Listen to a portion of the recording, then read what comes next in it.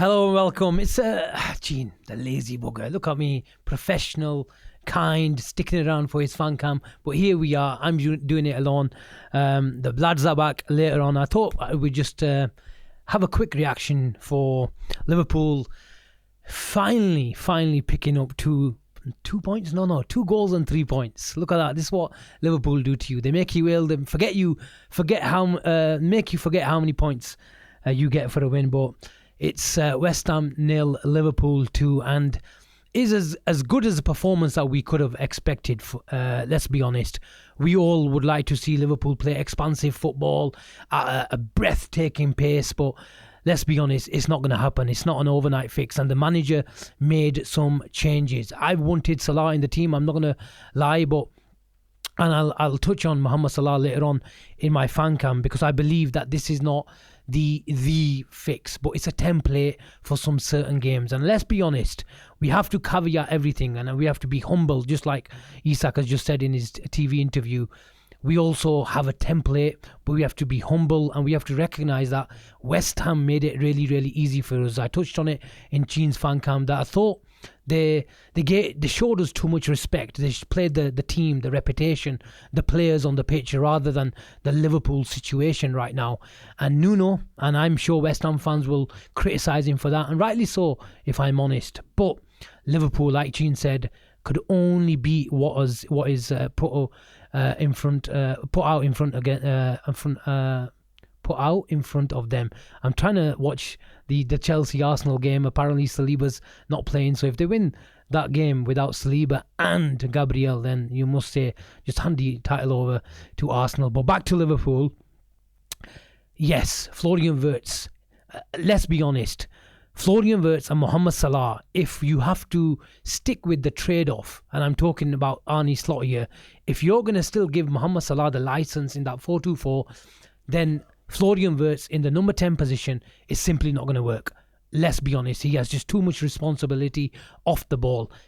You have to give him the environment, you have to give him the foundation to excel, and that's what, if Mohamed Salah is not playing, on the bench, out of the squad, call it whatever you like, then you have to make Florian Wirtz the focal point, and I think that's what Liverpool made him try to do in making sure he excels in that environment. And yes, I repeat, West Ham made it really easy. They sat off in a low block, but it made it Liverpool too easy for Florian Wirtz just to go in every pocket of space and pick up the ball. And that's what Liverpool, I'm talking about, have the template for. It's not ideal, but I think you had a right back who is going to give us extra technical security. He's decent at coming into midfield, whether he's at left back, whether he's at right back. And Joe Gomez did that for us. He gave us stability on the set pieces, and just psychologically as well, to see Van Dijk, Kanate and Joe Gomez. And it helped us let Kirkes, who I thought had a decent game as well, just to start 10-15 yards further up the field. And to be fair to the manager, I was worried.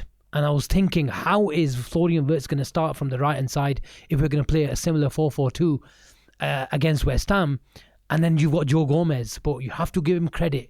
Even though he played Dominic Szoboszlai from that position, I think he ticked every box with Dominic Szoboszlai. When we wanted to be compact in an off-the-ball shape, he had Dominic Szoboszlai wide. He had him in a compact shape. Whatever the situation warranted, Dominic Szoboszlai provides. Why? Because he's got the legs to be in a position where he needs to be. If a game is stretched, he comes and wins that ball. But I thought Joe Gomez was high when he needed to be. But the beauty of having Dominic Szoboszlai from that position, then, if he needs to be inside, he is inside, acting as a number 10, and Florian Wirtz is roaming around in other pockets of space, in other parts of the field. But if in settled play, we saw Ryan Gravenberch played that ball many times. We saw specifically Dominic Szoboszlai, whether it's a 4-2-3-1, a 4-3-3, whatever shape it is, Dominic Szoboszlai has a ball into midfield. And I was talking about, how do you get your number 10 more involved? How do you get your number 10 connecting with the midfielder and with the number 9? And we saw more of that is because we had the deep progression and the pass into the number 10. whether it was from Ryan Gravenberch to Szoboszlai, but more specifically Dominic Szoboszlai to Florian Wirtz. And that is those are the positions that we want Florian Wirtz to impact the game, just at the edge of the box where he can just pop off a ball around the corner or just connect with the midfield as well in a deeper position. And Liverpool looked better for it because we had given the number 10 the focal point. And I don't want to say this is the template for games week in, week out. Why I say that is because when you do come up with better defenses, more aggressive defenses, and even at home where you have more possession and when the opposition is deeper, then I do believe you need 1v1 quality out wide. But it gave us a template, it gave us a foundation and something to use as a springboard to gain some confidence. And like the manager said, it always helps if you don't concede a goal. But I want to consistently concentrate on those 3-4 players: Joe Gomez, Dominic Szoboszlai, Isak, and of course Florian Wirtz, because we had a right back giving us more stability and security in the back line. If he went and allowed Dominic Szoboszlai in a more central position, then he especially in the first half, how many times did we see him cross a ball from proper right back position? So whatever Liverpool gave him this week, I want a bit of that, because Joe Gomez was absolutely brilliant. And I don't know who got the official man of the match, but if they gave it to Joe Gomez, then that was fully deserved. But it was Wirtz in Wonderland. And what I mean by that is we gave him the springboard, we gave him the environment to excel, and we gave him the protection through Dominic Szoboszlai. So if he was going in the left hand half spaces, in the central midfield zone, just like Bobby Firmino used to do, and connect play for us, then we had Dominic Szoboszlai when off and on the ball. He gave us an outlet. He held with if we needed to be, if Gomez was really deep as well. So I really like that dynamic, because we've got a right back in right back position, giving you security, and we have the connector, because that's what you need in the number 10 position, a connector, especially against a Nuno West Ham side. So Liverpool looked good for it. Is it the long-term option? No. But is it a small sample size of what is to come? I think so. It's a small sample size. How do we get our two biggest summer signings connecting and bonding and developing a relationship? And I thought you saw a decent sample size of it, especially in the first half, where the number 10 was connecting with our number 9. And what a finish.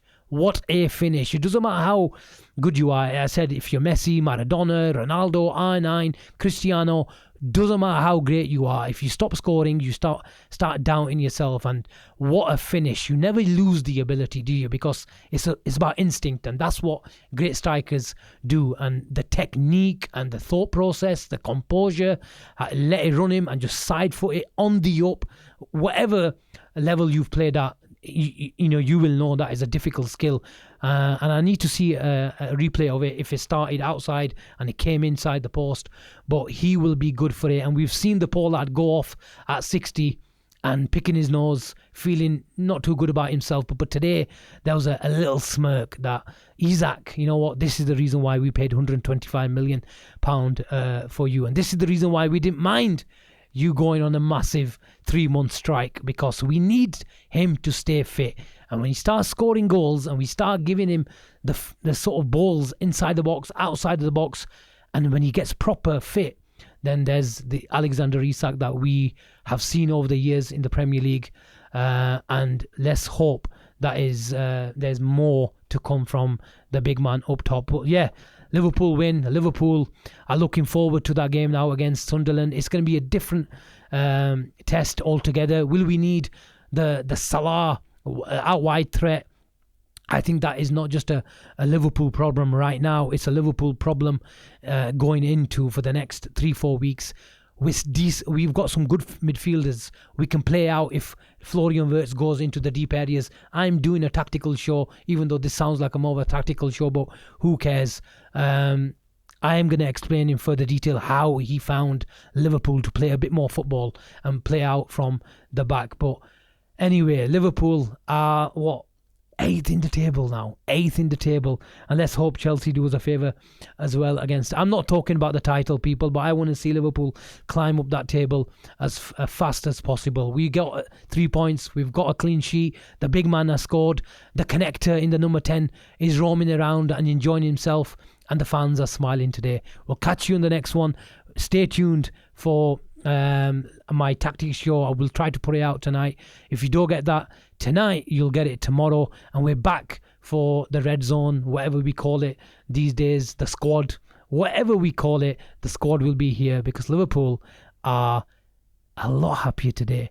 Have a really nice Sunday. Enjoy the rest of your evening, and we'll catch you in the next one. Take care and bye for now.